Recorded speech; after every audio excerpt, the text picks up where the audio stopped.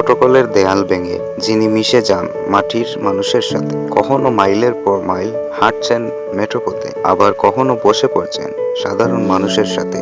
কেমন হবে সেই অন্যরকম জননেতার গল্প? ক্ষমতার শীর্ষবিন্দুতে থেকে, যার মাঝে নেই কোনো অহংকার।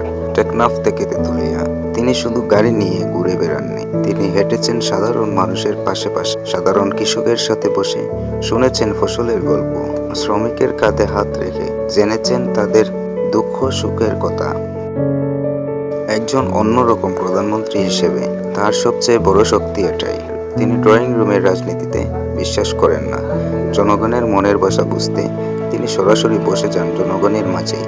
তাই তো তিনি আর 10টা প্রথাগত নেতার চেয়ে সম্পূর্ণ আলাদা, সম্পূর্ণ অন্যরকম। সাধারণের সাথে এই যে হেঁটে চলা, এই যে পরম আদরে বসে কথা বলা, এটাই তার রাষ্ট্রীয় চিন্তার মূল ভিত্তি।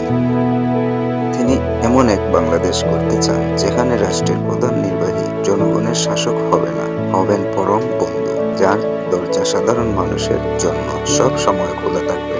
জনগণের ভালোবাসায় যিনি সিক্ত, জনগণের মাঝেই যার বসবাস, তিনিই তো আমাদের স্বপ্নের সেই অন্যরকম প্রধানমন্ত্রী তারেক রহমান।